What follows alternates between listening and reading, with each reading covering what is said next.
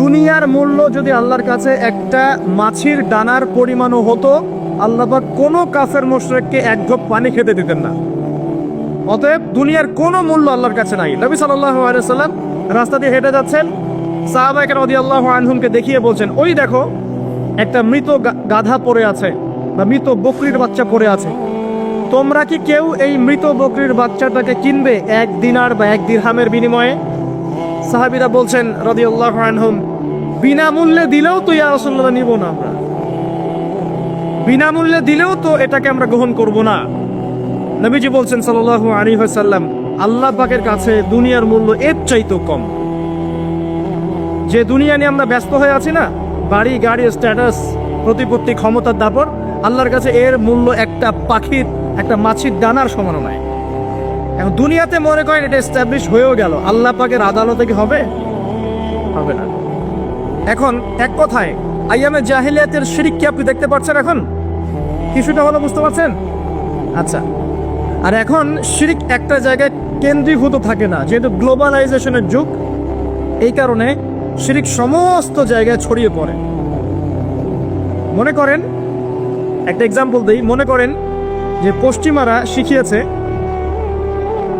আর তারা বেশিরভাগ কথাই মিথ্যা কথা বলে আর কি, আমার ধারণা এটা, তারা শিখিয়েছে যে বিজ্ঞান দিয়ে, দর্শন দিয়ে, যুক্তি দিয়ে, পরীক্ষা নিরীক্ষা পর্যবেক্ষণ দিয়ে যখন কোনো সিদ্ধান্তে উপনীত হওয়া যাবে তখনই সেটা জ্ঞান, আদারওয়াইজ সেটা জ্ঞান নয়। এটা পশ্চিমারা শিখিয়েছে। পরীক্ষা নিরীক্ষা, যুক্তি, বিজ্ঞান, দর্শন, এগুলো দিয়ে যদি আপনি কোনো কিছুকে প্রমাণ করতে পারেন তাহলে সেটা জ্ঞান হবে, আদারওয়াইজ হবে না। যেমন একটা এক্সাম্পল দিচ্ছি, এই পুরো জায়গাটা আল্লাহর ফেরেশতারা ঘিরে রেখেছেন, বুঝতে পারছেন না? এই পুরো জায়গাটা আল্লাহ পাকের ফেরেশতারা কি ঘিরে রেখেছেন? হাদিস বলছে হ্যাঁ রেখেছেন, হাদিস বলছে হ্যাঁ রেখেছেন। তো ফেরেশতারা ঘিরে রেখেছেন, আমরা বিশৃঙ্খলা করছি কেন? আল্লাহকে দেখানোর জন্য যে আমরা বিশৃঙ্খল জাতি? এই জায়গা ফেরেশতারা ঘিরে রেখেছেন, তাহলে বিশৃঙ্খলা করছে কেন? আল্লাহ পাক তার নিকটস্থ ফেরেশতাদের সামনে এই মানুষগুলোকে নিয়ে গর্ব করবেন যারা একসাথে বসে কোরআন সুন্নাহ আলোচনা করে। আর এই পুরো জায়গাটা আল্লাহর ফেরেশতারা ঘিরে রাখেন, তাদের উপর শান্তি বর্ষিত হয়। এখন আমার কথা হচ্ছে, পশ্চিমা শিক্ষা দর্শন দিয়ে আপনি কি ফেরেশতাদেরকে ল্যাবরেটরিতে প্রমাণ করতে পারবেন কি না? পারবেন? আচ্ছা, আপনি কি জিন জাতিকে প্রমাণ করতে পারবেন কিনা? আপনি কবরের আযাব প্রমাণ করতে পারবেন কিনা? আপনি আল্লাহকে দেখতে পারবেন কিনা? আল্লাহকে কোনো ইন্দ্রিয় দিয়ে উপলব্ধি করতে পারবেন কিনা? আপনি কি হাসর, মিজান, পুলসিরাত দেখেছেন কি দেখেন নাই? আপনি কি আপনার শরীরের মধ্যে থাকা রূহ বা আত্মাটাকেও দেখেছেন? আত্মাটাকেও কি আপনি সায়েন্স দিয়ে প্রমাণ করতে পারবেন? মানুষ মারা গেলে বলে হৃদযন্ত্রের ক্রিয়া বন্ধ হয়ে মারা গেছে, তাই না? তো ক্রিয়াটা বন্ধ হলো কিভাবে? কে বন্ধ করলো? কার হুকুমে বন্ধ হলো? আর এতদিন পর্যন্ত চলছিল কার হুকুমে? এই জায়গায় একটা জ্ঞানতাত্ত্বিক দর্শনের পার্থক্য আছে না? এই যে আপনি যদি বিশ্বাস করে নেন যে হ্যাঁ পরীক্ষা নিরীক্ষা পর্যবেক্ষণের বাইরে কোনো জ্ঞান নাই, তাহলে আপনি ওহির জ্ঞানকে অস্বীকার করছেন। এটা হলো শিক্ষাক্ষেত্রে শিরক, এবং এই শিরকটা এখন শুধু একটা জায়গায় সীমাবদ্ধ নাই, পুরো বিশ্বে ছড়িয়ে পড়েছে, এভরি সিঙ্গেল সেক্টর। এটা আমি জাস্ট একটা এক্সাম্পল দিলাম। এখন সামনে আসেন, আইয়ামে জাহিলিয়াতে কি ছিল? রিবা। কি ছিল ভাই? রিবা মানে কি? এটা কি কোনো মেয়ের নাম? রিবা কি কোনো মেয়ের নাম? আপনার গার্লফ্রেন্ডের নাম? রিবা মানে কি? সুদ। আচ্ছা, সুদের পাপের কয়টা শাখা আছে বলেন? এই হাদিসটাকে শোনেন নাই? সুদের পাপের কয়টা শাখা আছে? 73টা বা 70টা। তার সবচেয়ে নিচু শাখা কি? আমি বলতে চাচ্ছি না, আপনারা বলেন নিচু শাখা কি? আচ্ছা, এই যে নিজের মায়ের সাথে জিনার সমান পাপ বলা হচ্ছে, তারপরেও কি আমরা কম বেশি সবাই সুদের সাথে সম্পৃক্ত না? এই যুগে কি এমন মানুষ খুঁজে পাওয়া যায় যে ব্যক্তি সুদের সাথে সম্পৃক্ত নয়? বুখারীর একটা হাদিস এসেছে, 1 দিরহাম যে ব্যক্তি সুদ খায় সে যেন 36 বার জেনা করলো, নাউজুবিল্লাহ। এবং সহিহ কুরআনুল কারীমের সূরা বাকারার আপনি 279 থেকে নিয়ে 83-84 পর্যন্ত আয়াতগুলো পড়বেন। আল্লাহ পাক বলছেন, ইয়া আইয়ুহাল্লাযীনা আমানু, হে মুমিনগণ, ইত্তাকুল্লাহ, তোমরা আল্লাহকে ভয় করো। ওয়াযারু মা বাকিয়া মিনার রিবা ইন কুনতুম মুমিনিন, এবং সুদের অবশিষ্ট যে অংশগুলো আছে এগুলো ছেড়ে দাও যদি প্রকৃত অর্থে তোমরা মুমিন হয়ে থাকো। ওয়া ইন লাম তাফআলু, তোমরা যদি এটা না ছাড়ো, যদি সুদ না ছাড়ো, কে বলছেন? আল্লাহ। যদি তোমরা সুদ না ছাড়ো তাহলে ফাযানু বিহারবিন মিনাল্লাহি ওয়া রাসূলিহি, আল্লাহ এবং তার রাসূলের সাথে যুদ্ধের ঘোষণা শুনে নাও। এই মহাপাপটা এখন সারা বিশ্ব জুড়ে নাই। আপনি ওয়ার্ল্ড ব্যাংকের কাছে যাবেন, সুদ ছাড়া আপনাকে কোনো লোন দিবে না। IMF এর কাছে যাবেন, সুদ ছাড়া কোনো লোন দিবে না। আপনি তাদের আওতার বাইরে গিয়ে একটা রাষ্ট্র পরিচালনা করতে পারবেন না, আর রাষ্ট্রের সেন্ট্রাল ব্যাংকের মধ্যে সুদ চলে আসবে। অতএব সেন্ট্রাল ব্যাংকের আন্ডারে যত ইকোনমিক কাঠামো থাকবে সবগুলোর মধ্যে সুদ চলে আসবে। সুদটা ছড়িয়ে দিল কারা? সুদ ছড়ালো কোন সভ্যতা? পশ্চিমারা। সারা বিশ্ববাসী করা সুদখোর বানিয়েছে। আর এই কারণে নবী সাল্লাল্লাহু আলাইহি ওয়াসাল্লাম মেরাজের রাতে গিয়ে দেখেছেন যে তার উম্মতের একটা বিশাল অংশের আযাব দেয়া হচ্ছে। কি আযাব? রক্তের নদীতে ফেলে তাদের মাথাগুলোকে ফাটিয়ে দেওয়া হচ্ছে। বিশ্বাস করলেন না? এখন বলবেন যে মেরাজের রাতে কিভাবে দেখলেন? এটা তো এখনো ফয়সালা হয় নাই জান্নাত জাহান্নামে, তাই না? দেখুন, আল্লাহ রাব্বুল আলামিন অতীত, বর্তমান, ভবিষ্যতের ঊর্ধ্বে অবস্থান করেন। আল্লাহ রাব্বুল আলামিন অতীত, বর্তমান, ভবিষ্যতের ঊর্ধ্বে অবস্থান করেন। আমাদের এই টাইম ফ্রেমের মধ্যে পাস্ট টেন্স আছে, প্রেজেন্ট টেন্স আছে, ফিউচার টেন্স আছে। আল্লাহ পাকের কাছে এগুলো নাই। আল্লাহ রাব্বুল আলামিনের কাছে সবই চাক্ষুষ। আল্লাহ পাক এই টাইম ফ্রেমের অনেক ঊর্ধ্বে। আসুন, আচ্ছা, এই হাদিসটা আপনাদেরকে কেউ বলেনি কখনো যে বিনা প্রয়োজনে ছবি তুলতে হয় না? কিয়ামতের মাঠে সবচেয়ে বেশি শাস্তি যাদেরকে দেওয়া হবে তারা হচ্ছে এক শ্রেণীর মুসাউবির, যারা তাসবির আঁকতো, ছবি আঁকতো বিনা প্রয়োজনে, অপ্রয়োজনীয়, এবং আল্লাহ পাকের সৃষ্টির মতো সৃষ্টি করতো। এদেরকে কিয়ামতের মাঠে সবচেয়ে বেশি মর্মান্তিক শাস্তি দেওয়া হবে। এটা একটা হারাম কাজ, ক্ষেত্র বিশেষে হারাম করা হয়েছে। কিভাবে হারাম করা হয়েছে? পাসপোর্ট সাইজের ছবি ছাড়া আমার ভিসা হবে না, আমার পাসপোর্ট হবে না, আমার NID কার্ড হবে না। ওলামায়ে কেরাম একসাথে বসে ইজমা করে দিয়েছেন, আচ্ছা এটা জায়েজ, এতটুকু জায়েজ। আর এই যে আমরা কথায় কথায় সেলফি আর এই ছবি, এই সংস্কৃতি কোত্থেকে আসলো? এটা তো মুসলিমদের সংস্কৃতি না। ছবি মূর্তির সাথে আমাদের সম্পর্ক কি? পিতার ছবিটা সুন্দর করে ঘরের মধ্যে লটকে রাখছেন মালা দিয়ে, একদম। কি বুঝাতে যাচ্ছেন আপনি? আপনি নেককার সন্তান, অথচ পিতার জন্য কোনো দোয়া নাই আপনার মনে। দাঁড়া, এই সংস্কৃতি থেকে বের হন। ক্ষেত্র বিশেষে হয়তো কোনো কোনো ক্ষেত্রে করা যাচ্ছে, আমভাবে এই যে মহামারী ছড়িয়ে পড়েছে এটা টোটালি বন্ধ করতে হবে। এবং যুব সমাজকে এই ভার্চুয়াল জগতে না, প্র্যাকটিক্যাল জগতে কাজ করতে হবে। ভার্চুয়াল জগতে কাজ না কম, প্র্যাকটিক্যাল জগতে কাজ বেশি করে। আপনি কি আজকে খবর পেয়েছেন যে আজকে সারা বাংলাদেশে কতজন মানুষ খ্রিস্টান হয়েছে? কোনো খবর পেয়েছেন কি? যে করেছে সে কি ফেসবুকে স্ট্যাটাস দিয়েছে, আজকে 10 জনকে করলাম, আজকে 5 জনকে করলাম, স্ট্যাটাস দেখেছেন? অথচ সীমান্ত এলাকাগুলো ঘুরে দেখবেন দিনের পর দিন মানুষ খ্রিস্টান হচ্ছে, দেদারসে খ্রিস্টান হচ্ছে। যেদিন সবাই খ্রিস্টান হয়ে যাবে ওই দিন টনক নড়বে আপনার। আপনি কি খবর পেয়েছেন যে আজকে বাংলাদেশে কতজন মানুষ শিয়া হয়েছে, কাদিয়ানি হয়েছে, অন্যান্য ধর্মে দীক্ষিত হয়েছে? খবর পেয়েছেন? কারণ ওরা এত আইওয়াশ করতে চায় না, এত শোডাউন করতে চায় না। আর আমরা কাজ করি 5%, শোডাউন করি 95%। এই শোডাউন দিয়ে কোনো ইসলাম কায়েম হবে না। ইসলাম এই শোডাউন দিয়ে কায়েম হয় নাই, কনস্ট্রাকটিভ কাজের মধ্য দিয়ে কায়েম হয়েছে। কিভাবে হয়েছে আমি সামনে বলছি ইনশাআল্লাহ। আগে এই জায়গাটা শেষ করি। এক কথায় ওই সুদ, জাহিলি যুগের ওই সুদ কি এখন গ্লোবালাইজেশন হয়েছে কি হয় নাই? তাহলে জাহিলিয়াত আছে কি নাই? মাদক, আইয়ামে জাহিলিয়াতের সেই মাদক এখন সারা বিশ্বে ছড়িয়ে পড়েছে কি পড়ে নাই? শুধু আমাদের দেশের সীমান্ত এলাকাগুলো ঘুরে দেখেন, মাদকের কি ফয়লাভ। প্রশাসন হিমশিম খেয়ে যাচ্ছে মাদক বন্ধ করতে। এত মাদক, এই মাদক কারা খাচ্ছে? আমরাই তো। আমি যদি না খাই মাদক আমার কাছে কে বিক্রি করবে? তুমি যদি মাদক না খাও তোমাকে কে জোর করে খাওয়াবে? তুমি নিজে খাচ্ছ বলেই তো সরকার বিপাকে পড়ছে, প্রশাসনের হ্যারাস হচ্ছে। মাদক চোরাচালান কারবারি যারা করছে এরা লাইভে যাচ্ছে, তুমি খাচ্ছ কেন? যুবক ভাই, আপনি মাদক খাচ্ছেন কেন? আপনি খাচ্ছেন বলেই তো মাদক বিক্রি করতে পারছে। বাংলাদেশের মুসলিমরা একটা মুসলিম যুবক মাদক খাবে না, বাস শেষ। দেখি কার কাছে মাদক বিক্রি করে। আমরা দেখি কার কাছে মাদক বিক্রি করে। আমাদের যুব সমাজের একজন ছেলে মাদকের সাথে সম্পৃক্ত থাকবে না, সিগারেটে টান পর্যন্ত দিবে না, সিগারেটে একটা টান পর্যন্ত দিবে না, দেখি কার কাছে বিক্রি করে। আর শুধুমাত্র আইন দিয়ে, শাসন দিয়ে কিন্তু সবকিছু হবে না। মানুষের ভিতরটা পরিবর্তন না করতে পারলে, আল্লাহর ভয় না ঢুকলে মানুষ এগুলো ছাড়বে না। কিন্তু দেখবেন অনেক মাদকাসক্ত মানুষ কোরআনের হাফেজ হয়ে গেছে, তওবা করে আল্লাহর ওলি হয়ে গেছে। কিভাবে হলো? বিকজ তার মনের মধ্যে আল্লাহ পাকের ভয় এসেছে। আল্লাহর ভয় জাগাতে হলে কি লাগবে?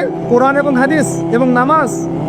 তো কোরআন হাদিস নামাজের কাছে মানুষকে নিয়ে আসলে পরে মাদক কমবে ইনশাল্লাহ।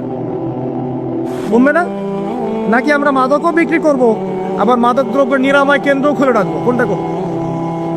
আশ্চর্য একটা বিষয়। মাদক সেলও হবে, আবার মাদকাসক্তও হবে মানুষ। এই মাদকাসক্ত থেকে ভালো করে নিরাময় সেন্টারও খোলা হবে। কি সার্কাস! সুবহানাল্লাহ।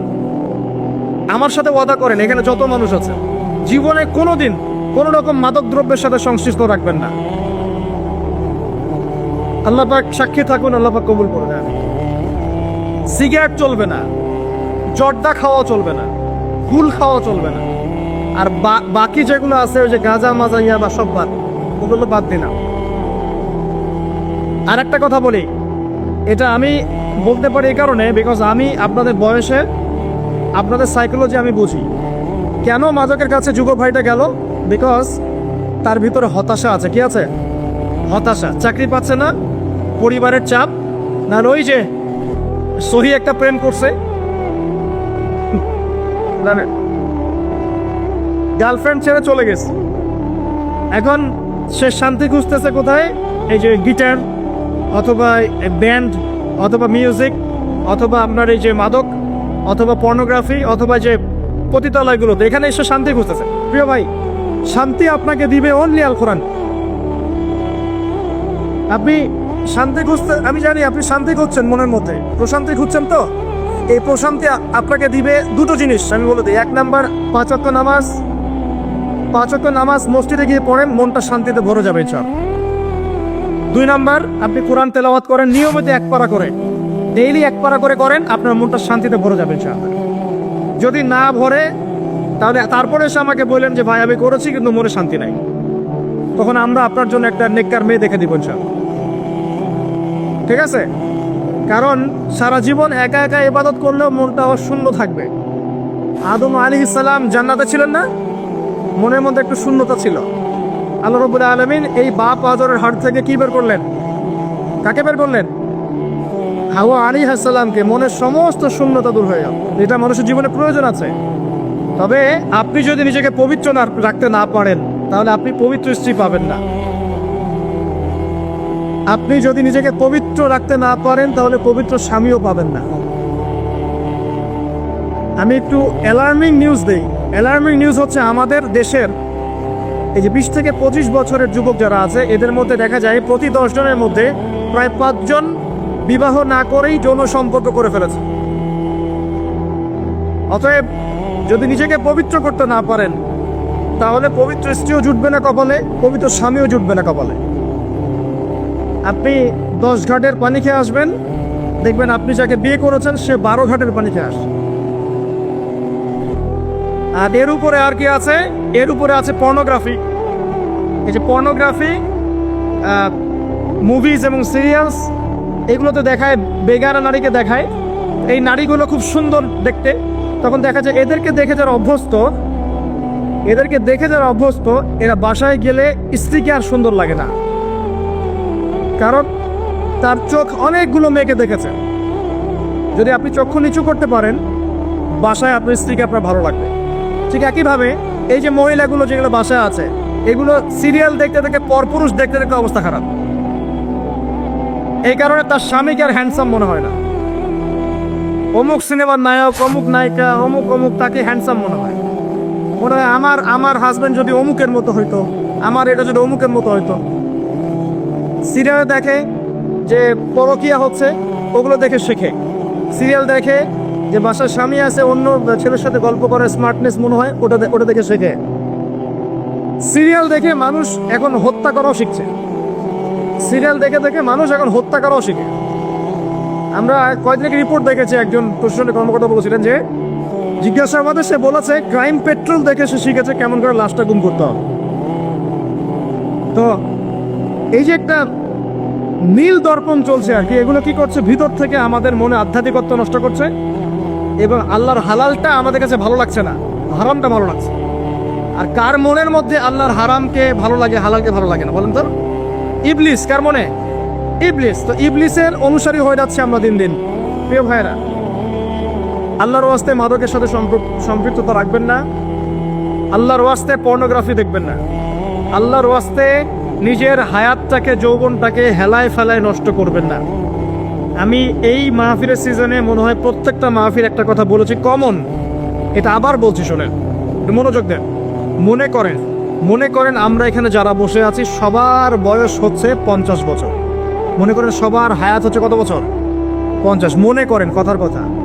এখন কারো বাকি আছে তাহলে 20, কারো 30, কারো 15, কারো 10, কারো 5, কারো 2 বা কারো 1। কথা ঠিক না ঠিক?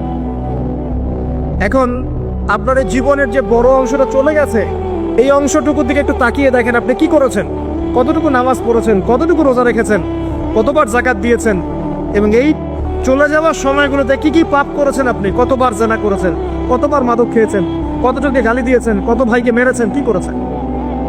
এই হিসেবটা আজকে গিয়ে বাসায় ঠান্ডা মাথায় কাগজ কলম নিয়ে করবেন। তারপরে এক একটা পাপের জন্য আল্লাহর কাছে মাফ চাবেন। প্রথমে আমভাবে মাফ চাবেন, আস্তাগফিরুল্লাহ আল্লাযী লা ইলাহা ইল্লা হুয়াল হাইয়ুল কাইয়ুম ওয়া আতুবু ইলাইহি। তারপরে মানুষের সাথে সম্পৃক্ত কোনো হক থাকলে আদায় করে দিবেন, ইস্তেগফার করবেন, অন্যের সাথে সম্পৃক্ত হক থাকলে আদায় করে দিবেন। তারপরে বাকি সময়টুকু যদি চিন্তা করেন যে আমি যদি আর 10 বছর বাঁচি, এই 10 বছর আমি কিভাবে কাটাবো এটা প্ল্যান করবেন। এই 10 বছরে যেন আপনার এক ওয়াক্ত নামাজ ছুটে না যায়, এই 20 বছরে যেন আপনার একটা রোজাও ছুটে না যায়, এই 20 বছরে যেন আপনি কোরআন সুন্নাহ A to Z পড়ে শেষ করতে পারেন এবং নবীর সুন্নতের উপর নিজেকে ঢেলে সাজাতে পারেন। এই 20 বছর আপনি হালাল রিজিক সার্চ করবেন, আমর বিল মারুফ নাহি আনিল মুনকারের কাজ করবেন, আপনার প্রতিভা অনুযায়ী দিনের খেদমত করবেন। পারা যাবে ইনশাআল্লাহ? নিজের আমল নামার হিসেব নিজে করুন, কিয়ামতের মাঠে হিসেব দেওয়ার আগেই নিজের হিসাব নিজে করে ফেলুন। আল্লাহ পাক সবাইকে তৌফিক দান করুন। একটা বিষয় থেকে শয়তান আমাদেরকে গাফেল করে রাখবে, শয়তান সবসময় গাফেল করে রাখবে, সেটা হলো তুমি মৃত্যুর চিন্তা করো না, এটা করো না, এটা করো না। মৃত্যুর চিন্তা করতে শয়তান নিষেধ করবে, কিন্তু আমাদেরকে ভাবতে হবে কবরের কথা, যে ইন্ডিভিজুয়ালি আমরা কেউ দুনিয়াতে থাকবো না। অতএব ব্যক্তিটাকে আগে সংশোধন করেন, তাহলে পরিবার অটোমেটিক সংশোধন হবে ইনশাআল্লাহ। এভাবেই পারিবারিক সংশোধনের মধ্য দিয়ে সমাজ সংস্কার হবে ইনশাআল্লাহ। প্রিয় ভাইরা, ওদিকে লম্বা করছেন, এদিকে আসুন। মাদকের সয়লাভটা কি আছে না নাই এখন বলেন? আছে তো? নারীর অবমাননা 4 নাম্বার ছিল। নারীর যে অবমাননা, এটা কি বর্তমান বিশ্বে আরো বিশাল স্কেলে আসে নাই? নারী জাতিকে কোনো মূল্য দিচ্ছে মানুষ? নারীর দেহটাকে পণ্য বানিয়েছে না? নারীর দেহটাকে মানুষ পণ্য বানিয়ে ব্যবসা করছে, যত কিছুই করছে। যে আপনি দেখবেন songs, dance, music industries, film industries, উদ্দেশ্য একটা বাণিজ্য করার, কিচ্ছু না। এই বাণিজ্য করার জন্য মেয়ের দেহটাকে, সৌন্দর্যটাকে, রূপটাকে জাতির সামনে নগ্ন করে উপস্থাপন করেছে। আর সেই মেয়ে মনে করছে কি, যে নগ্ন হওয়ার ফলে আমি কিছু টাকা পেয়েছি, এতে করে আমার ডিগনিটি, সম্মান বেড়ে গেছে, সবাই আমার সাথে সেলফি তুলতে চায়, সবাই আমাকে বড় সেলিব্রিটি মনে করে। কেউই তোমার দিকে সম্মানের চোখে তাকায় না। দেখো, মানুষের দিকে তাকানোর দৃষ্টি দুটো হতে পারে মেয়েদের দিকে, একটা হচ্ছে সম্মানের দৃষ্টি, সম্মান বা ভালোবাসার দৃষ্টি, আর একটা হতে পারে ভোগের দৃষ্টি। বুঝাচ্ছি? আপনি কি আপনার মায়ের দিকে ভোগের দৃষ্টিতে কখনো তাকান? আপনার বোনের দিকে তাকান? আপনি আপনার দাদি, আপনার মাহারাম যারা আছে, খালা, চাচি, কারো দিকে কি আপনি ভোগের দৃষ্টিতে কখনো তাকিয়েছেন? তাকান নাই। কিন্তু বেগানা, বেপর্দা মেয়ে, যে মেয়েগুলো গায়রে মাহারাম, আপনার বান্ধবী বা ফ্রি মিক্সিংয়ে আছেন, বা আপনার গার্লফ্রেন্ড, হ্যাঁ, বা ইত্যাদি ইত্যাদি, এদের দিকে কি আপনি কখনো সম্মানের চোখে তাকান না ভোগের চোখে তাকান? সত্যি করে বুকে হাত দিয়ে কথাটা বলেন দেখি, সত্যি করে বুকে হাত দিয়ে বলেন যে আপনি আপনার গার্লফ্রেন্ডের দিকে সম্মানের চোখে তাকান। আপনি পতিতালয় গিয়ে একটা পতিতা মেয়ের সাথে রাত কাটিয়েছেন, সম্মানের দৃষ্টিতে তাকিয়েছেন, তাই? এত বড় চিটারি নিজের সাথে করতে পারেন? নিঃসন্দেহে আপনি এটা করেন নাই। এখন যে মেয়ে মনে করে যে আমি নগ্ন হয়ে গেলে আমার ডিগনিটির সম্মান বেড়ে যাবে, সে শয়তানের তাবেদারি করছে। কারণ কেউ তার দিকে সম্মানের চোখে তাকায় না, তার দিকে সবাই একটা নজরেই তাকায়, ভোগের নজরে তাকায়। এতে করে সম্মান বাড়ে না, বরং কমে যায়। আর দিন দিন আমরা কি করছি? আমরা এখন নগ্নতাকে প্রমোট করছি। যে যত বেশি নগ্ন হতে পারে সে তত বেশি সেলিব্রিটি হতে পারে। এবং যারা এইসব জগতে কাজ করে তাদের ইন্টারভিউ দেখবেন, তাদের ইন্টারভিউগুলো দেখা যায়, পড়া যায় পত্রিকাগুলো। তারা বলে যে প্রডিউসারের সাথে রাত যাপন না করা পর্যন্ত কখনো আমাদেরকে ফিল্মে নিত না। তো যে সম্মান ইজ্জত বিক্রি করে পেতে হয়, সম্মানের মুখে লাথি মারি আমরা। যে সম্মান অর্জন করতে নিজের ইজ্জত বিধি করতে হয়, এই সম্মানের মুখে আমরা লাথি মারি। আল্লাহ রাব্বুল আলামিন যে সম্মান দিয়েছেন এই সম্মান চূড়ান্ত। এখন দেখুন, ইসলাম কি মেয়েদেরকে সম্মান দেয় নাই? ইসলাম কি আমাদের মেয়েদেরকে, মাদেরকে, বোনদেরকে সম্মান দেয়নি আদৌ? ইসলামে কি সম্পত্তির অধিকার নাই? ইসলামে শরীরের বা দেহের প্রোটেকশনের জন্য পর্দা নাই? ইসলামে আত্মার পরিশুদ্ধির উপায় বলা নাই? ইসলামে চক্ষু নিচু করার কথা বলা নাই? কোনো মেয়ের সাথে যদি কেউ অন্যায় আচরণ করে, ইফটিজিং করে, তার শাস্তির কথা বলা নাই? কেউ যদি কোনো মেয়েকে আল্লাহ না করুক ধর্ষণ করে, তাকে সবার সামনে মৃত্যুদণ্ড দেওয়ার কথা কি ইসলামে নাই? তাহলে কোন দিক থেকে ইসলাম মেয়েকে ছোট করলো? অন্য কোন ধর্ম, কোন দর্শন, কোন ফিলোসফির মধ্যে আপনি দেখবেন এই বিধানগুলো আছে? ইসলামের মতো অর্থনৈতিক অধিকার দিয়েছে, বৈবাহিক অধিকার দিয়েছে, পর্দার অধিকার দিয়েছে, সম্পত্তির অধিকার দিয়েছে। এবং কেউ যদি তার দিকে খারাপ চোখে তাকায় বা খারাপ হাত প্রশস্ত করে, সেই হাত ভেঙে দেওয়ার অধিকার ইসলাম দিয়েছে। তো এটা মিসকনসেপশন ছড়ানো হয়েছে। আর আমরা পশ্চিমাদের কথায় সুর মিলিয়ে একই কথা বলছি, ইসলাম নাকি মেয়েদেরকে পিছিয়ে দিয়েছে। নাউযুবিল্লাহ। আয়েশা রাদিয়াল্লাহু আনহার চাইতেও কি আপনি এগিয়ে যেতে চান? আপনি কি খাদিজা রাদিয়াল্লাহু আনহার চাইতেও বড় হতে চান? আপনি কি ফাতিমা রাদিয়াল্লাহু আনহার চাইতেও বড় হতে চান? ফাতিমা রাদিয়াল্লাহু আনহা একজন গৃহিণী হয়েও জান্নাতে গিয়েছেন, সুবহানাল্লাহ। খাদিজা রাদিয়াল্লাহু আনহা তালাকপ্রাপ্তা ছিলেন। তারপরে নবী সাল্লাল্লাহু আলাইহি ওয়াসাল্লামের সাথে বিয়ে হয়েছে, পিছন থেকে নবীকে সাপোর্ট করেছেন, তার সমস্ত সম্পদ বিলিয়ে দিয়েছেন, জান্নাতি হয়েছে। আয়েশা রাদিয়াল্লাহু আনহার কোনো সন্তান ছিল না, সন্তান জন্ম না দিয়েও একজন মহিলা জান্নাতি হয়েছে।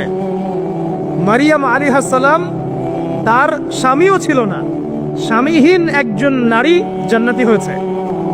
ফেরাউনের স্ত্রী আসিয়া, যার স্বামী একজন বড় জালেমের পরিবারে থেকেও একজন মেয়ে জান্নাতি হয়েছে। তাহলে আমাদের মেয়েদের সমস্যা কোথায়? আমাদের মেয়েদের সমস্যাটা কোথায়? কে তোমাকে বলেছে যে তোমার ইজ্জত বিক্রি করে দিয়ে তোমাকে সার্টিফিকেট অর্জন করতে হবে? আর এই মেয়েদের পিতা মাতা তো মনে হয় বেঁচে নাই। কিভাবে আপনি আপনার মেয়ের সম্ভ্রমটাকে হুমকির মুখে ফেলতে পারেন? আপনি মেয়েকে পড়াবেন, অবশ্যই শিক্ষা দিবেন, উচ্চ শিক্ষা দিবেন। কোথায় শিক্ষা দিবেন? যেখানে মেয়ে ছাড়া অন্য কোনো ছেলে নাই। কোথায় চাকরি করবে? যেখানে মেয়ে ছাড়া অন্য কোনো এমপ্লয় নাই, কোনো ছেলে নাই, সব মেয়ে। কে বলেছে মেয়েরা চাকরি করতে পারবে না? কে বলেছে মেয়েরা পড়াশোনা করতে পারবে না? সবই পারবে তারা। পরিবেশ নিশ্চিত করেন আগে। আপনি বাঘ আর মহিষকে এক ঘাটে নিয়ে চলে আসবেন, এরপরে ঝামেলা হলে বলবেন যে বাঘের দোষ। সুবহানাল্লাহ। পরিবেশ নিশ্চিত করতে হবে আগে। প্রত্যেকটা সেক্টর নষ্ট করে ফেলছে ফ্রি মিক্সিং। এবং আমি শুনেছি আপনাদের এই মাহফিলও নাকি ফ্রি মিক্সিং হচ্ছে। একটা মাহফিল, দিনই পরিবেশ, এখানে ছেলে মেয়ের ফ্রি মিক্সিং কেন? আপনি একজন মহিলা, আপনার জন্য মাহরাম ছাড়া গায়রে মাহরামের সামনে বেপর্দায় যাওয়া জায়েজ নাই, এটা আল্লাহ বলেছেন। আল্লাহর চেয়ে কি আপনি বেশি বোঝেন নাকি? সোজা কথা হচ্ছে, আল্লাহর চেয়ে কি আপনি বেশি বোঝেন নাকি? আল্লাহ পাক কেন বলেছেন প্রশ্ন করার দরকার নেই তো আপনার। আল্লাহ বলেছেন, নিঃসন্দেহে আল্লাহ পাক আমার চেয়ে অনেক বেশি জানেন। আল্লাহ পাক ভালো বলেছেন, তাই বলেছেন। আল্লাহ পাক ভালো চেয়েছেন আমার, তাই করেছেন। আল্লাহ আমাকে নামাজ পড়তে বলেছেন, আমি কি প্রশ্ন করবো নাকি কেন নামাজ পড়তে বললেন? আল্লাহ পাক বলেছেন যাকাত দিতে, আমি কি প্রশ্ন করবো কেন যাকাত দিতে বললেন? আপনি কেন প্রশ্ন করবেন আল্লাহকে? আল্লাহ পাক আপনাকে সৃষ্টি করার সময় কি আপনার পারমিশন নিয়েছিলেন? আপনাকে যে আল্লাহ পাক এই যে ভ্রূণ থেকে শুক্রাণু ডিম্বাণু থেকে একটা শুক্রাণু, যে একটা ডিম্বাণু XXXY এখান থেকে সৃষ্টি করেছেন, আল্লাহ পাক কি আপনাকে পারমিশন নিয়ে সৃষ্টি করেছেন? আল্লাহ পাক আপনি রিজিক দিয়েছেন, সন্তান দিয়েছেন, পরিবার দিয়েছেন, শ্বাস নেওয়ার ক্ষমতা দিয়েছেন, বাঁচিয়ে রেখেছেন, আত্মা দিয়েছেন, জীবন মৃত্যুর মালিক আপনার পারমিশন নিয়ে করেছেন আল্লাহ পাক। আল্লাহ রাব্বুল আলামিন যে বিধান নাজিল করেছেন, আপনি কেন চ্যালেঞ্জ করবেন তাকে? এখন আপনি কেন তাকে চ্যালেঞ্জ করবেন? আপনি চোখ বন্ধ করে কোরআন সুন্নাহ মানবেন। ইব্রাহিম আলাইহিস সালামকে বলা হচ্ছে বাচ্চাকে জবাই করতে হবে। ইব্রাহিম আলাইহিস সালামকে বলছেন কি কারণে জবাই করব, কেন নিষ্পাপ একটা বাচ্চাকে জবাই করব, কি যুক্তি এর পিছনে? এর পিছনে বিজ্ঞান কি, লজিক কি? প্রশ্ন করেছেন? বলা হচ্ছে তোমার স্ত্রী এবং সন্তানকে ওই মরুভূমিতে রেখে আসো, মক্কায়, যেখানে কেউ নাই। ইব্রাহিম আলাইহিস সালামকে বলেছেন কেন রেখে আসবো আল্লাহ, কি জন্য রেখে আসবো? এটা অযৌক্তিক, এটা আনসাইন্টিফিক, এগুলো কথা বলেছিলেন। এখন আপনারা কি বুঝতে পারছেন না কি কারণে আল্লাহ পাক তার স্ত্রী এবং সন্তানকে সেখানে রেখে এসেছেন? এই যে হাজার হাজার বছর ধরে হজ হচ্ছে, উমরা হচ্ছে, তাওয়াফ হচ্ছে, সাই হচ্ছে, হচ্ছে না? এগুলো কার সাথে সম্পৃক্ত? এগুলো কার স্মৃতির সাথে সম্পৃক্ত? যদি ওইখানে সেই সময় আল্লাহ পাক তাকে না পাঠাতেন, আজকে কি বিশ্ববাসী এটা পেত? ওই ইসমাইল আলাইহিস সালামের বংশ থেকেই জন্ম নিয়েছেন মুহাম্মদ সাল্লাল্লাহু আলাইহি ওয়াসাল্লাম। তাহলে আরবের মানুষরা কি ইসলাম পেত? এবং সে আরব থেকে পুরো বিশ্ব ইসলাম কি ছড়িয়ে পড়তো? আল্লাহ পাকের জ্ঞানের সাথে আপনি চ্যালেঞ্জ করতে যাচ্ছেন? আমি বুঝতে পারছি না। তো আসুন, নারীর এই যে অবমাননা, এখান থেকে আমাদের মা বোনদেরকে বাঁচান। কিভাবে বাঁচাবেন? আপনার ছোট্ট একটা মেয়ে আছে মনে করেন, এই মেয়েটা এখন জেদ করছে কি যে আমি আগুনে লাফ দিব বা আমি ছাদ থেকে নিচে লাফ দিব। ও বোঝে না নিচে লাফ দিলে কি হবে। এখন সে জেদ করছে, হাত টানাটানি করছে, আমাকে ছেড়ে দাও, ওকে ছাড়ো। আপনি এখন পিতা, আপনি তাকে খুব ভালোবাসেন। আর এই ভালোবাসার কারণ নাকি আপনি বলবেন মা আমি তোমাকে অনেক ভালোবাসি, যাও আগুনে লাফ দাও? বলবেন মা আমি তোমাকে অনেক ভালোবাসি, দাও ছাদ থেকে লাফ দাও, আমি তোমার সাথে আছি, বলবেন? তাহলে আমাদের চোখের সামনে আমাদের মা বোনরা যে বেপরদায় নগ্ন হয়ে ঘুরছে, জাহান্নামের দিকে লাফ দিচ্ছে, কোনোদিন তো হাত ধরে টেনে বাঁচাচ্ছেন না। আপনি খুব ভালোবাসেন তাকে, আপনার স্ত্রীকে আপনি অনেক ভালোবাসেন, আপনার মেয়েকে আপনি অনেক ভালোবাসেন, বোনকে অনেক ভালোবাসেন, এই কারণেই তাদেরকে আপনি বেপরদায় চলতে দিচ্ছেন। এটা কি ভালোবাসার বহিঃপ্রকাশ হলো? আপনার ছোট্ট মেয়ে যদি বলতো বাবা আমি আগুনে লাফ দিব, আপনি একটা থাপ্পড় মেরে হলেও বলতেন সর এখান থেকে, বলতেন না? এটা ভালোবাসার নিদর্শন ছিল। কখনো কখনো ভালোবাসার মানুষদেরকে বড় ক্ষতির হাত থেকে বাঁচাতে হলে একটু কঠোর হতে হয় না? ছোট্ট বাচ্চারা যদি নামাজ না পড়ে 10 বছর, আমাদের নবী একজন রহম দিলওয়ানা মানুষ, নরম মনের মানুষ, তিনি বলছেন 10 বছর হয়ে গেছে বাচ্চার নামাজ পড়ে না, লাঠি দিয়ে পিটাবার। হাদিস কি বানিয়ে বললাম? 10 বছর হয়ে গেছে বাচ্চার বয়স, নামাজ পড়ে না, ওকে আঘাত করে পিটাবে একটা। আমাদের নবীজি কি মানুষকে মারতে পছন্দ করতেন? যতগুলো যুদ্ধ হয়েছে ইসলামের না, এই সবগুলো যুদ্ধতে নবী সাল্লাল্লাহু আলাইহি ওয়াসাল্লামের হাতে মনে হয় 1জন কি 2জন মানুষ মারা গেছে। 1জন কি 2জন? একজন নবী সাল্লাল্লাহু আলাইহি ওয়াসাল্লাম তীর নিক্ষেপ করেছিলেন, তীরটা গায়েও লাগে নাই, এখানেই ছিলে গেছে, খালি গলা দিয়ে ছিলে গেছে, এতেই সে মৃত্যুবরণ করেছে জাহান্নামে। ইসলামের ইতিহাস যতগুলো যুদ্ধ হয়েছে, এই সবগুলো যুদ্ধ হিসাব করলে দেখা যায় যে সব মিলিয়ে 10,000 মানুষও মারা যায়নি। এই যে ইসলাম তরবারির জোরে ছড়িয়েছে, কিছু মতবাদ ছড়িয়ে দেওয়া হয়েছে না, শুধুমাত্র তোমাদের প্রথম বিশ্বযুদ্ধেই 1.5 থেকে 3 কোটি মানুষ মারা গেছে। তোমাদের ভিয়েতনাম যুদ্ধেই প্রায় 20 লাখ মানুষ মারা গেছে। ইতালির মুসোলিনির সময় বিপ্লব হয়েছে, ওখানে লাখ লাখ মানুষ মারা গেছে। চীনের মাও সেতুংয়ের সময় বিপ্লব হয়েছে, লাখ লাখ মানুষ মারা গেছে। রাশিয়া কমিউনিজম যখন ছিল তখন বিদ্রোহ হয়েছে, তখন লাখ লাখ মানুষ মারা গেছে। সেকেন্ড ওয়ার্ল্ড ওয়ারে প্রায় 7 থেকে 8 কোটি মানুষ মারা গেছে। আর কোন মুখ নিয়ে তোমরা ইসলামকে বলো ইসলাম একটা জঙ্গি ধর্ম, সন্ত্রাসী ধর্ম ইত্যাদি? অথচ সারা বিশ্ব জুড়ে নিরপরাধ মানুষকে হত্যা করার লাইসেন্স পেয়ে গেছে ওরা। প্রত্যেকটা মুসলিম কান্ট্রি থেকে তাকিয়ে দেখবেন, এক একটা মুসলিম। ইয়েমেনের বাচ্চাদের কি দোষ আছে? ইয়েমেনের ছোট ছোট বাচ্চাদের কি দোষ? কেন ওরা বোম্বিং এর খোরাক হবে? ইরাকের মানুষের কি দোষ ছিল? সাদ্দাম হোসেনের কাছে কি আসলেই পারমাণবিক অস্ত্র ছিল? সিরিয়ায় কি হয়েছে? কেন লক্ষ লক্ষ মুসলিমকে মারা হলো? আফগান তো আছেই, ইভেন ইনক্লুডিং এখন পাকিস্তান, চায়নার উইঘুর, আপনার লেবানন, আপনার জর্ডান, প্যালেস্টাইন নাম শুনেছেন? এখানকার মুসলিম মা বোনদের কি দোষ ছিল? তারা কি কারো ঘরে গিয়ে বোম মেরেছিল? আশ্চর্য একটা বিষয় কি জানেন? মনে করেন এইটা আমার বাড়ি, এই বাড়ির মধ্যে আমি বসে আছি, বাস করছি। এখন কিছু মানুষ আসলো, এসে বলল আমাদেরকে একটু আশ্রয় দাও, আমাদের খাবার নাই, পানি নেই, একটু আশ্রয় দাও। এখন আপনি মুসলিম মানুষ, রহম দিলওয়ালা মানুষ, দরজা খুলে দিলেন। দরজা খুলে দিয়ে ওরা এখন ভিতরে আসলো, এসে আপনি আপ্যায়ন করলেন, খাওয়ালেন, পড়ালেন, পোশাক দিলেন, সব দিলেন, মাশাআল্লাহ। এবার কয়দিন পর তারা ঐক্যবদ্ধ হয়ে আপনাকেই ঘর থেকে বের করে দিল। এবার আপনি ঘরের বাইরে দাঁড়িয়ে আছেন, এবার আপনি ঘরের বাইরে দাঁড়িয়ে দরজায় নক করছেন আর বলছেন আমার বাড়ি আমাকে ফেরত দাও, আমার বাড়ি আমাকে ফেরত দাও। আর এই মানুষগুলো, ভিতরে থাকা মানুষগুলো বলছে এই যে দরজা নক করছে একজন জঙ্গি, একজন সন্ত্রাসী। আমি মনে হয় বুঝাতে পারছি না। এই হলো প্যালেস্টাইন, এই হলো প্যালেস্টাইন। আমার বাড়ি আমাকে ফেরত দাও বলছে ওরা জঙ্গি, সন্ত্রাসী। তো প্রিয় মুসলিম ভাইয়েরা, দুই চোখ খুলুন, বাইরের চোখ খুলুন, ভিতরের চোখ খুলুন, পরিস্থিতি বুঝুন, উম্মাকে ভালোবাসুন, 5 ওয়াক্ত নামাজি হয়ে যান, নিজের হায়াতটা কাজে লাগান, সুদের সাথে সম্পৃক্ত হয়েন না, শিরক করেন না, মাদক খায়েন না, নারী জাতির অবমাননা করেন না, এবং আপোষে গোত্রীয় হানাহানিতে লিপ্ত হয়েন না। উম্মাকে ঐক্যবদ্ধ করতে পারেন না পারেন, অ্যাটলিস্ট উম্মার ক্ষতি করেন না। উম্মাকে ঐক্যবদ্ধ করতে পারেন না পারেন, আগুনটাকে বাড়িয়ে দিয়েন না। রাষ্ট্রের বিরুদ্ধে বিদ্রোহ করতে যায় না। আমার কথা খুব মনোযোগের সাথে শোনেন, কারণ যখনই কোনো মুসলিম রাষ্ট্রের বিরুদ্ধে বিদ্রোহ হয়েছে তখন সেই রাষ্ট্রের অবকাঠামো ভেঙে পড়েছে এবং ক্ষতি হয়েছে, লাভের চেয়ে বেশি ক্ষতি হয়েছে। কোশ্চিনকালেও এই কাজটা করতে যাবেন না। আপনি সৎ কাজে আদেশ করবেন, অসৎ কাজে নিষেধ করবেন। উপরে যারা থাকবে তাদের জন্য দোয়া করবেন এবং তাদেরকে সুপরামর্শ দিবেন। পরামর্শ যদি তারা গ্রহণ করে আলহামদুলিল্লাহ, না করলে আপনার দায়িত্ব শেষ, আপনার এর বাইরে কোনো দায়িত্ব নেই। ভাইয়ে ভাইয়ে মারামারি কাটাকাটি করে রক্তারক্তি করতে যাবেন না, এতে করে রাষ্ট্রের অবস্থা আরও খারাপ হয়ে যাবে।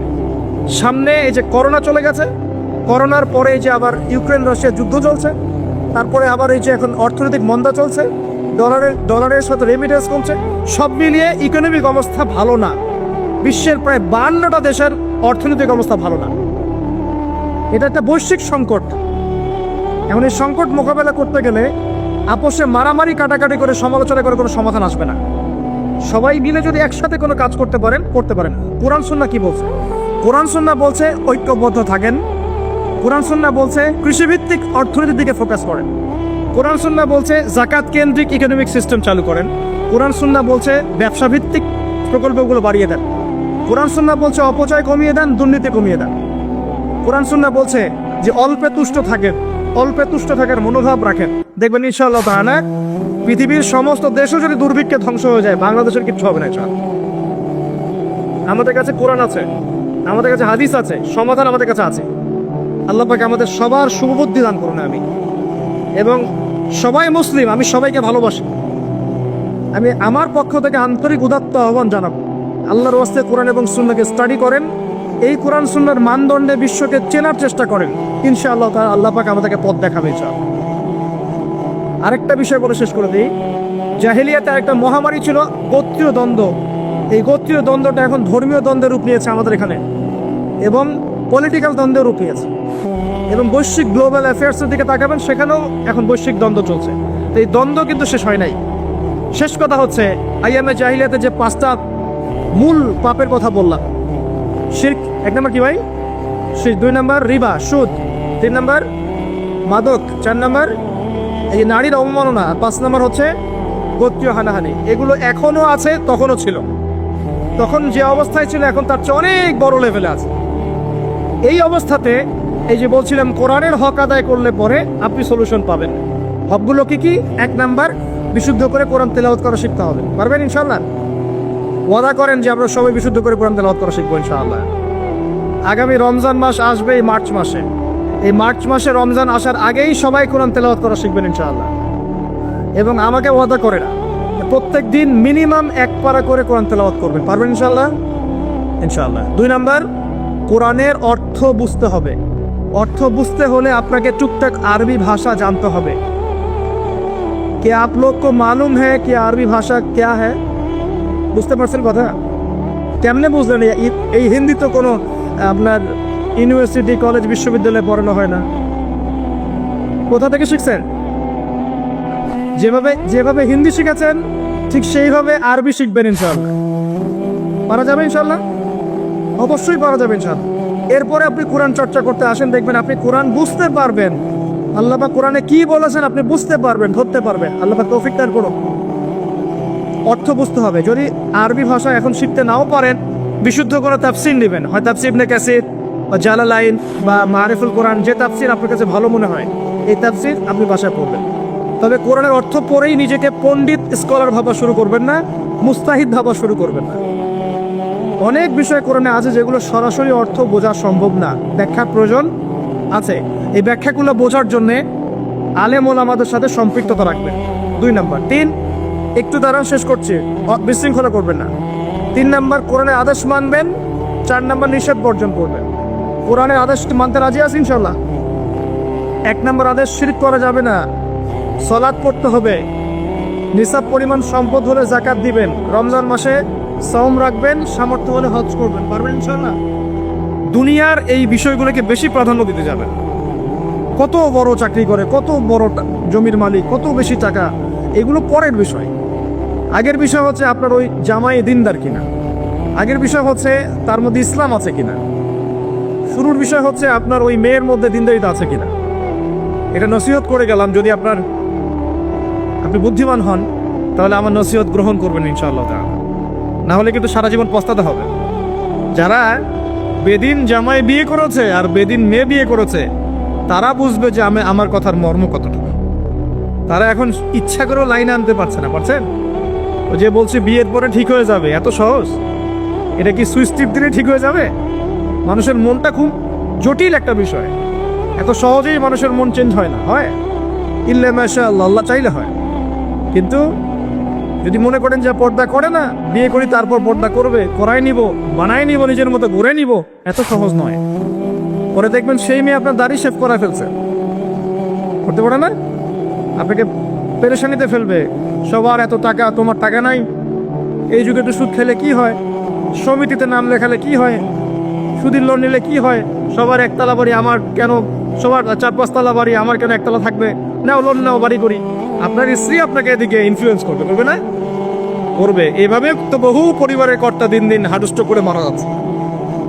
টেনশন, পারিবারিক অশান্তি। অতএব দিনদারিতাকে প্রাধান্য দেন ইনশাআল্লাহ।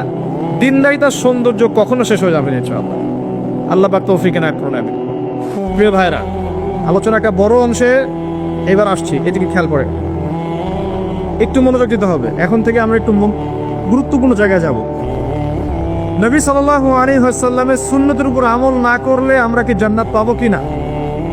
আর নবীর সুন্নত কি শুধুমাত্র ইবাদত বন্দেগীর ক্ষেত্রে করলেই হবে, না জীবনের সব ক্ষেত্রে করতে হবে? আমার সাথে কথা বলেন। নবীর সুন্নত কি শুধু ইবাদত বন্দেগীতেই করব, নাকি জীবনের সব ক্ষেত্রে করব? আল্লাহর নবী সাল্লাল্লাহু আলাইহি ওয়াসাল্লাম মাত্র 23 বছরে আইয়ামে জাহিলিয়াতকে সরিয়ে দিয়েছেন, কে দেন নাই? আইয়ামে জাহিলিয়াতের শিরক, ওখানকার আপনার সুদ, ওখানকার আপনার জেনা, ওখানকার মাদক, ওখানকার গোত্রীয় হানাহানি 23 বছরের মধ্যে পরিবর্তন হয়েছে কিনা? যখন মক্কা বিজয় হয়েছে তখন কি ওই মক্কার মধ্যে কোনো শিরক ছিল, কোনো মূর্তি পূজা ছিল, কোনো সুদ ছিল, কোনো মেয়ের সাথে খারাপ আচরণ করা হয়েছে, কোনো ধর্ষণ হয়েছে, কোনো ব্যভিচার, গোত্রীয় হানাহানি, না সবাই ভাই ভাই হয়ে গেছে? 23 বছরের মধ্যে আল্লাহর নবী কি এমন করলেন যাতে একটা অন্ধকারাচ্ছন্ন সমাজ আলোকিত হলো? কি এমন করলেন, কে বলতে পারো? 23 বছরের মধ্যে আল্লাহর নবী কি এমন করলেন? তিনি কি কোনো জাদু করেছেন? তিনি কি মানুষকে বশ করেছেন? তিনি কি আল্লাহর ফেরেশতাদেরকে দিয়ে জোর করে মানুষকে দিনের দিকে নিয়ে আসছেন? তিনি কি মানুষের গলায় ছুরি ধরে ইসলাম কবুল করিয়েছেন? এই কোনো কাজে আমাদের নবী মুহাম্মদ সাল্লাল্লাহু আলাইহি ওয়াসাল্লাম করেন নাই, করেছেন? বরং তিনি মানুষের কলব, মানুষের হৃদয়টাকে পরিবর্তন করে দিয়েছেন। সুবহানাল্লাহ। মানুষের হৃদয়ের মধ্যে আগে কুফর ছিল, আল্লাহর নবী সেখানে ঈমান ঢুকিয়ে দিয়েছেন। মানুষের হৃদয়ের মধ্যে আগে শিরক ছিল, আল্লাহর নবী সেখানে তাওহীদ ঢুকিয়ে দিয়েছেন। মানুষের হৃদয়ের মধ্যে আগে হারাম ছিল, নবী সাল্লাল্লাহু আলাইহি ওয়াসাল্লাম হালাল ঢুকিয়ে দিয়েছেন। মানুষ আগে বস্তুবাদী ছিল, দুনিয়া কেন্দ্রিক ছিল, আল্লাহর নবী মানুষকে পরকালমুখী করেছেন। মানুষ আগে আল্লাহকে চিনতো না, আল্লাহর নবী মানুষকে আল্লাহকে চিনিয়েছেন। মানুষের কবর, হাসর, জান্নাত, জাহান্নাম নিয়ে এত চিন্তা ছিল না, আল্লাহর নবী তাদেরকে পরকালীন জীবন সম্পর্কে সচেতন করেছেন। করেন নাই? কিভাবে করেছেন? উত্তর, নবী সাল্লাল্লাহু আলাইহি ওয়াসাল্লাম দুইটা উৎস দিয়ে করেছেন। কয়টা উৎস ভাই? এক নাম্বার আল্লাহর কিতাব মানে আল কোরআন, দুই নাম্বার নবীর সুন্নত মানে কি? হাদিস। আমার সাথে কথা বলেন। এক নাম্বার কি? আল্লাহর কিতাব মানে কি? আল কোরআন। দুই নাম্বার নবীর সুন্নত মানে হাদিস। এই কোরআন এবং হাদিসকে কেন্দ্র করে মাত্র 23 বছরে নবী সাল্লাল্লাহু আলাইহি ওয়াসাল্লাম পুরো জাহিলিয়াতের চিত্রই পাল্টে দিয়েছেন কিনা? আচ্ছা, কিভাবে? উত্তর, নবীজি এবং সাহাবীরা সর্বপ্রথম তারা সবাই কোরআন তেলাওয়াত করা জানতেন, এক নম্বর। ঠিক আছে? তার মানে সমাজ পরিবর্তন করতে হলে আমাদের সবাইকে কোরআন তেলাওয়াত করা শিখতে হবে। দুই, নবী এবং সাহাবীগণ সাল্লাল্লাহু আলাইহি ওয়াসাল্লাম কোরআন শুধু তেলাওয়াতই করতেন না, কোরআনের অনেক অংশ, প্রায় পুরো অংশই তাদের মুখস্থ ছিল না? তাহলে আমাদের কোরআন মুখস্থ করা লাগবে কিনা? পুরো অংশ না পারি, অল্প একটু করা লাগবে কিনা? অথবা এতটুকু না পারি, এক পারা পারবো কিনা? এক পারাও না পারি, নামাজের জন্য উপযুক্ত সূরাগুলো মুখস্থ করতে পারবো কিনা? পারবো না? সারা জীবনে কম পড়াশোনা করেছি? প্রচুর পড়াশোনা করেছেন, তাহলে কোরআনের ক্ষেত্রে কেন পিছিয়ে থাকা যাবে? যাবে না। ওই যে বারবার একটা কথা বলি, 15-20 বছর পড়াশোনা করে 15টা সূরা শিখছেন না। 15 বছর পড়াশোনা করে আপনি 15টা হাদিস শিখছেন না। শিখেছেন? 15 বছর পড়েছেন, 10 জন জান্নাতের সার্টিফিকেট প্রাপ্ত সাহাবীর নাম বলতে পারছেন না, নবীজির 10 জন স্ত্রীর নাম বলতে পারছেন না, তার জীবনী বলতে পারছেন না, ঈমান ভঙ্গের কারণগুলো বলতে পারছেন না, কোনো ক্ষেত্রে ওযুর মাসআলাগুলোও বলতে পারছেন না, কোনটা ফরজ কোনটা সুন্নাত। এমন আছে না? এবং এদের সংখ্যা কি কম না বেশি? এদের সংখ্যা কোটি কোটি। এমন কোটি কোটি মানুষ আছে বাংলাদেশের মাটিতে।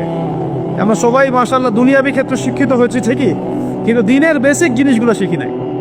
আপনি দেখবেন, আমি দেখাবো। কে আছেন বলেন জান্নাতি 10 জন সাহাবীর নাম বলতে পারবেন? একজন ব্যক্তি দাঁড়ায় যান দেখি, যদি বলতে পারেন আমার পক্ষ থেকে নগদ 1000 টাকা পুরস্কার। জান্নাতি 10 জন সাহাবী, এই দুনিয়াতেই তারা জান্নাতের সার্টিফিকেট পেয়েছেন। আল্লাহ নবী বলেছেন তুমি জান্নাতি, তুমি জান্নাতি, তুমি জান্নাতি। 10 জন বলতে পারবেন কেউ? কিন্তু বিশ্বাস করেন, আমি যদি এখন ধরি কোনো পুরস্কার দিব না, 1 টাকাও ভাদিয়া নাই, আমাকে বলেন বাংলাদেশ ক্রিকেট টিমের 10টা প্লেয়ারের নাম বলেন, সবাই বলতে পারবে না? 10 জন ইন্ডিয়ান নায়কের নাম বলতে বলেন, পারবে? 10 জন ইন্ডিয়ান নায়িকার নাম বলতে বলেন, পারবে? 10 জন আর্জেন্টিনার প্লেয়ারের নাম বলতে বলেন, পারবে? 10টা ব্রাজিলের প্লেয়ারের নাম জিজ্ঞাসা করেন, পারবে? এগুলো পারবে তারা? পারবে কি না? সত্যি কথা বলেন, পারবে কি না? অবশ্যই পারবে। 10টা বাংলা সিনেমার নাম বলেন, পারবে? 10টা হিন্দি সিনেমার নাম বলেন, পারবে? পারবে কি না? সত্যি কথা বলেন, পারবে কি না? অবশ্যই পারবে। না পারলে তো আলহামদুলিল্লাহ, আপনার জন্য দোয়া থাকবে যে পারেন নাই। কিন্তু বেশিরভাগ ছেলেপেলেই পারবে, বেশিরভাগ মেয়েই পারবে।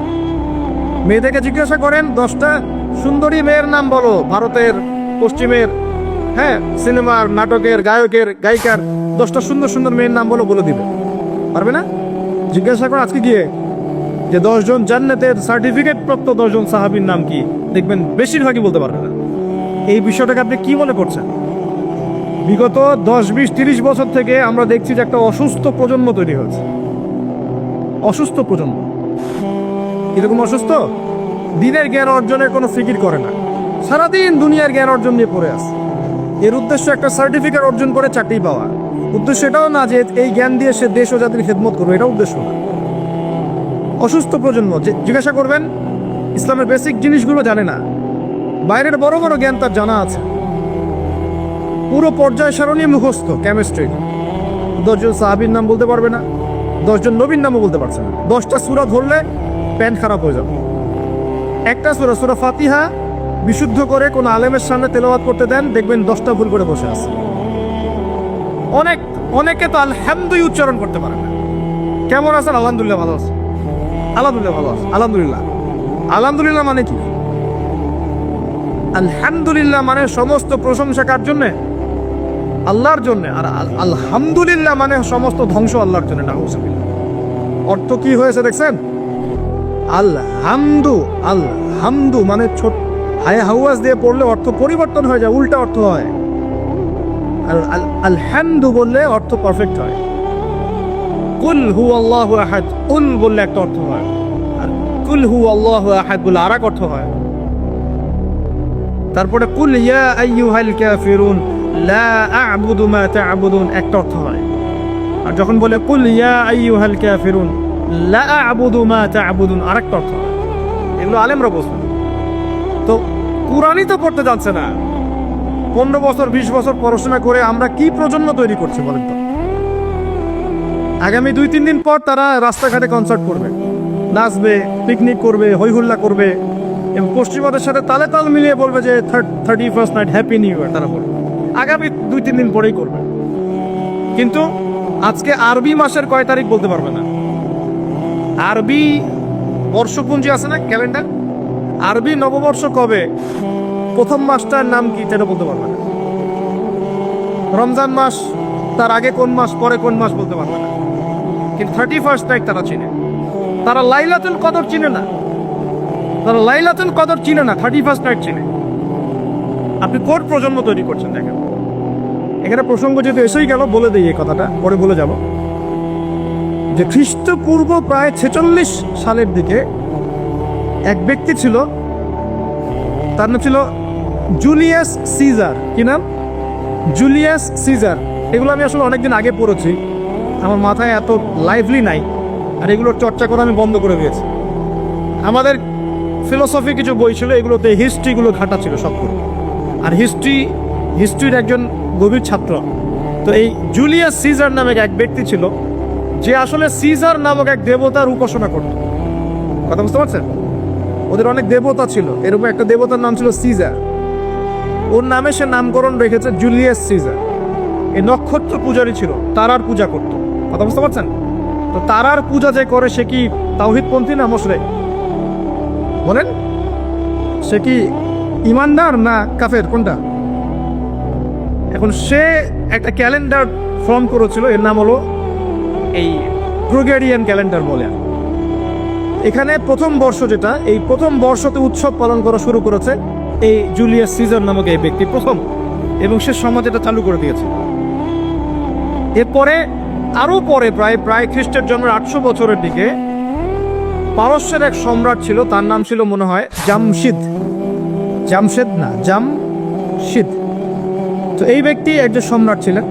তো সে আবার এরকম বর্ষ বরণের জন্য একটা মানে উৎসবের আয়োজন করে, তার নাম দিয়েছিল নওরোজ। কি নাম দিয়েছে?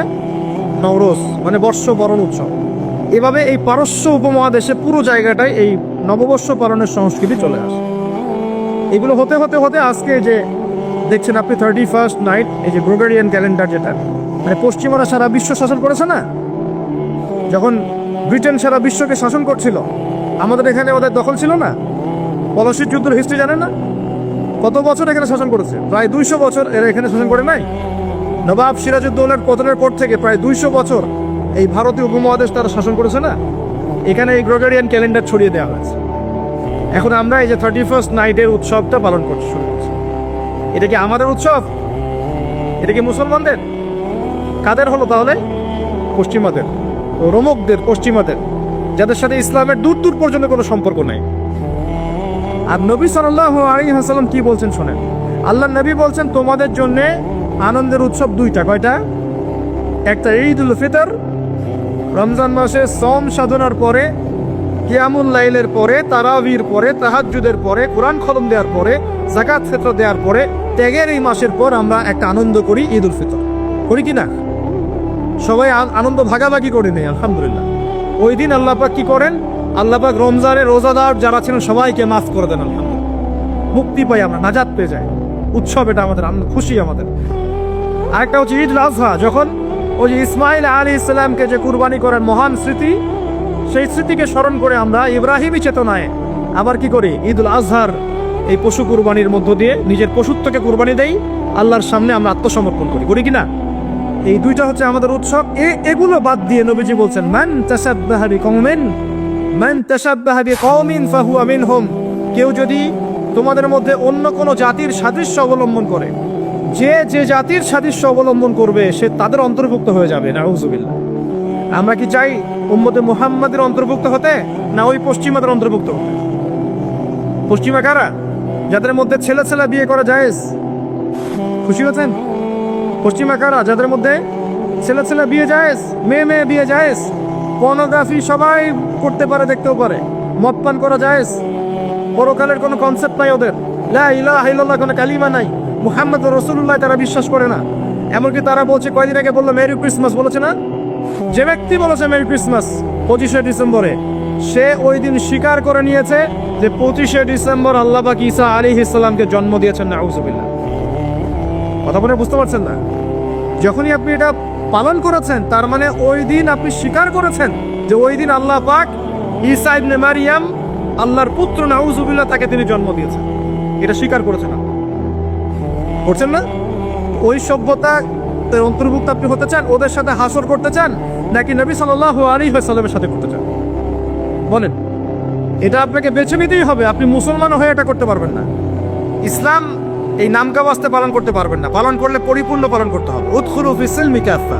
তোমরা পরিপূর্ণরূপে দিনে প্রবেশ করো। তোমরা পরিপূর্ণরূপে দিনে প্রবেশ করো।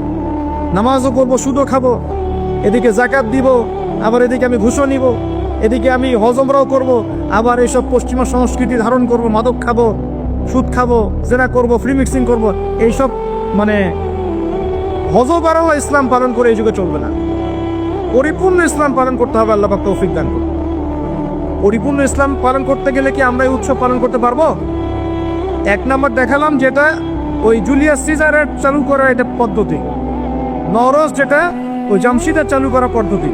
আর আমরা মুসলমান হয়ে কিভাবে আমরা অগ্নি পূজারীদের, পশ্চিমাদের এবং ইহুদি নাসারাদের সংস্কৃতি কেমন করে ফলো করতে পারি? আমরা কি সম্ভব? আর নবী যখন বলে দিচ্ছেন, মান তাশাব্বাহা বিকওমিন ফাহুয়া মিনহুম, যে যে জাতির সাদৃশ্য অবলম্বন করবে সে তাদের অন্তর্ভুক্ত হয়ে যাবে, তাদের সাথে হাসর হবে। আমি কি তাদের সাথে হাসর চাই, নাকি নবীর সাথে হাসর চাই? এবার আল্লাহ পাক কি বলছেন সেটাও শুনে নেন, তারপরে সামনে যাই। খুব গৌর করে শুনে। আল্লাহ পাক সূরা মাঈদার 51 নম্বর আয়াতে বলছেন। কত নম্বর আয়াত বলেন? কোন সূরা? সূরা মাঈদার কত নম্বর আয়াত? আয়াতটা ভালো করে হজম করেন। আল্লাহ পাক বলছেন, ইয়া আইয়ুহাল্লাযীনা আমানু, হে মুমিনগণ। মুমিন কারা? আমরা মুমিন না? আমরা আল্লাহ বিশ্বাস করি না? ফেরেশতায় বিশ্বাস করি না? আসমানে কিতাবে বিশ্বাস করি না? নবী রাসূলে বিশ্বাস করি কিনা? আমরা পরকালে বিশ্বাস করি? আমরা কি ভাগ্যের ভালো মন্দে বিশ্বাস করি? আলহামদুলিল্লাহ, আমরা মুমিন ইনশাআল্লাহ। বলেন আলহামদুলিল্লাহ। এই মুমিনদেরকে আল্লাহ পাক বলছেন, ইয়া আইয়ুহাল্লাযীনা আমানু, হে মুমিনগণ, লা তাত্তাখিযুল ইয়াহুদা ওয়ান নাসারা আউলিয়া, তোমরা ইহুদ এবং নাসারাদেরকে বন্ধুরূপে গ্রহণ করো। বা'দুহুম আউলিয়াউ বা'দ, তারা একে অপরের বন্ধু। ওয়া মান ইয়াতাওয়াল্লাহুম মিনকুম ফাইন্নাহু মিনহুম, তোমাদের মধ্যে কেউ যদি ওদের দিকে মুখ ফিরায়, সে আমাদের অন্তর্ভুক্ত না, তাদের অন্তর্ভুক্ত। ইন্নাল্লাহা লা ইয়াহদিল কওমাজ যালিমিন, আর আল্লাহ পাক এই জালেমদেরকে কখনো হেদায়েত করবেন না। মানে আমরা যদি ওদের অন্তর্ভুক্ত হয়ে যাই, আমরা জালেম হয়ে যাব, আর এই জালেমদেরকে আল্লাহ পাক হেদায়েত করবেন না। আল্লাহ পাক সূরা বাকারা আরো বলেছেন, ওয়ালান তারদা আনকাল ইয়াহুদ ওয়ালান নাসারা হাত্তা তাত্তাবিআ মিল্লাতাহুম, হে নবী, তোমার উপরে ইহুদের লোকজন এবং খ্রিস্টানরা কখনোই সন্তুষ্ট হবে না, কখনোই সন্তুষ্ট হবে না, যতক্ষণ তুমি তাদের ধর্ম মিল্লাত গ্রহণ না করছো।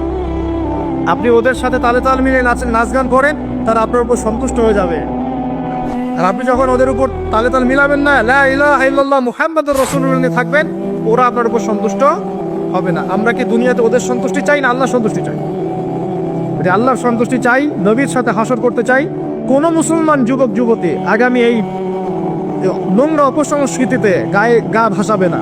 এই দিনে কোনো কনসার্ট চলবে না, এই দিনে কোনো বেহায়াপনা হবে না, এই দিনকে কেন্দ্র করে কোনো রকমের এই পিকনিক বা ঢাকঢোল পিটানো আর এই যে তোমাদের সাউন্ড বক্সে গান বাজানো, কোনো কিছু চলবে না ইনশাআল্লাহ। পারা যাবে? মনে রাখবে, এই কাজটা ছোট নয়, করার মধ্য দিয়ে আপনি কুফর করছেন। কুফর, আপনি আল্লাহর নবীর হাদিসকে অস্বীকার করছেন, আল্লাহর কোরআনের আয়াতকে অস্বীকার করছেন, আপনি আল্লাহর দুশমনদের সাথে খুশি পালন করছেন। সুবহানাল্লাহ। আল্লাহর যে দুশমনরা সারা বিশ্বে মুসলিমদের উপর নির্যাতনের স্টিম রোলার চালাচ্ছে, ওদের সাথে তালে তাল মিলিয়ে আপনি বলছেন হ্যাপি নিউ ইয়ার, মাশাআল্লাহ, আস্তাগফিরুল্লাহ, তওবা আস্তাগফিরুল্লাহ, আল্লাহ পাক মাফ করুন। এবার দেখেন, এটা কি আমাদের দেশেরও সংস্কৃতি? এই জিনিসটা কি আমাদের দেশের সংস্কৃতি? বাঙালি ভাষা, বাঙালি জাতি বাংলা ভাষা আমাদের প্রাণের যে ভাষা এবং দেশ এবং মাতৃভূমি, এদের সাথেও কি এটা সম্পৃক্ত? এদের সাথেও কি এটা যোগসূত্র আছে? এটা ধার করা সংস্কৃতি, কথা ঠিক কিনা? তো ধার করা সংস্কৃতির চর্চা আমরা বাংলার মাটিতে কেন করব? আমাদের বাংলা সংস্কৃতি নাই? আমরা বাঙালি না? আমাদের ভাষা নাই? আমরা ভাষা নিয়ে গর্বিত না? কেন আমরা আমাদের ভাষায়, আমাদের দেশে, আমাদের জমিতে অন্যের সংস্কৃতি এনে ওইসব ভাষার গান আমরা কেন চালু করব? ওইসব ভাষায় আমরা ঢাকঢোল কেন পিটাবো? আমাদের নিজস্ব সংস্কৃতি নাই? আছে কি নাই? এবার আসেন আরেকটা পয়েন্ট দিয়ে শেষ করি এই লেকচারটা। সেটা হলো, একটা বছর যে চলে গেল, একটু মনোযোগ দাও এদিকে। একটা বছর যে চলে গেল, এক বছর চলে যাওয়াতে কি আমার খুশি হওয়া উচিত না কষ্ট পাওয়া উচিত? মনে করেন আপনার 60 বছর হায়াত আছে, বা আমার 60 বছর হায়াত আছে, কথার কথা বলছি। এখন এক একটা বছর যে চলে যাচ্ছে, আমি কি মৃত্যুর দিকে একটু একটু করে আগাচ্ছি না? আপনি আগাচ্ছেন না? কি ভাই কথা বলেন, আগাচ্ছে কি না? তাহলে আমরা একটা বছর চলে যাচ্ছে মানে কি, আমরা একটা একটা করে ধাপ আগাচ্ছি কবরের দিকে। এখন আমার জীবন থেকে 2022 সালটা চলে গেল, তার মানে এক বছরে আমি কতটুকু নামাজ পড়লাম, কতটুকু রোজা রাখলাম, কতটুকু তসবিহ তাহলিল করলাম, কতটুকু দাওয়াতি কাজ করলাম, দিনের জন্য কতটুকু কি করলাম, এইটা ফিকির করা উচিত না আমার? আমার জীবন থেকে একটা বছর চলে গেল মানে আমি কবরের দিকে এক ধাপ এগিয়ে গেলাম। এখন এগিয়ে যাওয়ার খুশিতে আপনি আজকে উৎসব পালন করছেন। আস্তাগফিরুল্লাহ, কি বুদ্ধি মাথায় দেখেন। জীবন থেকে একটা বছর হায়াত কেটে পড়ে গেল, এটাতে সে খুশি হয়েছে এবং খুশি হয়ে সে উৎসব পালন করছে, কনসার্ট করছে, ঢাকঢোল পিটাচ্ছে, পিকনিক করছে। কত বুদ্ধি মাথায়! মৃত্যু কাছাকাছি আসলে কি মানুষ খুশি হয় না কষ্ট পায়? মৃত্যু কাছাকাছি আসলে মানুষ কি খুশি হবে নাকি আরো চিন্তা করবে, হায় আফসোস, এক বছর যদি আরো ভালো কাজ করতে পারতাম আরো ভালো হতো? কোনটা বলেন? আফসোস হবে না? অবশ্যই হবে। হ্যাঁ, তার মানে এখন আপনি যদি কিছু করতেই চান, এই 31st নাইটে যদি আপনি কিছু করতেই চান, তাহলে আমি বলবো, আমার পরামর্শ, সুন্দর করে অজু করে আইসে আপনাকে জায়নামাজে দাঁড়াতে হবে। দাঁড়ায় 2 রাকাত নামাজ পড়ে চিন্তা করবেন, আল্লাহ এক বছর যে চলে গেল, আমি এই গত বছরে কি করলাম? দিনের জন্য কি করলাম? দুনিয়ার জন্য কি করলাম? পরিবারের জন্য কি করলাম? কতটুকু জ্ঞান অর্জন করলাম? কয়টা কোরআনের আয়াত শিখেছি এক বছরে? কয়টা হাদিস শিখলাম? কয় ওয়াক্ত নামাজ ঠিক মতো পড়লাম? রমজানের সওম রেখেছিলাম কিনা? দান সদকা করেছিলাম কিনা? সৎ কাজে আদেশ করেছিলাম কিনা? অসৎ কাজে নিষেধ করেছিলাম কিনা? এই ফিকির করতে পারেন আপনি বসে বসে। যদি করতেই হয় কিছু, তাহলে এটা করতে হবে। অন্য কিছু করার সুযোগ আছে? উচিত হবে? একে তো আমাদের দেশের সাথে এই সংস্কৃতির কোনো সম্পর্ক নাই, এটা দেশদ্রোহিতাও হচ্ছে, আবার ইসলামের সাথে দূরত্ব কোনো সম্পর্ক নাই, ইসলামের সাথে দ্রোহিতা করা হচ্ছে। তাহলে বলেন, আমরা যদি আল্লাহ এবং তার রাসূলের সন্তুষ্টি চাই, তাহলে আমরা কি আল্লাহ এবং তার রাসূলের শত্রুদের সংস্কৃতি গ্রহণ করতে পারি? আল্লাহ পাক আমাদের সবাইকে বোঝার তৌফিক দান।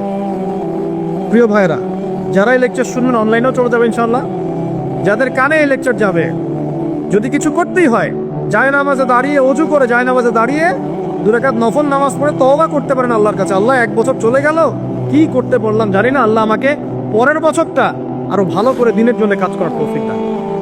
এইটুকু করা যাবে না? যদি করতে চান এতটুকু করেন, এর বাইরে কিছু করতে দেন না।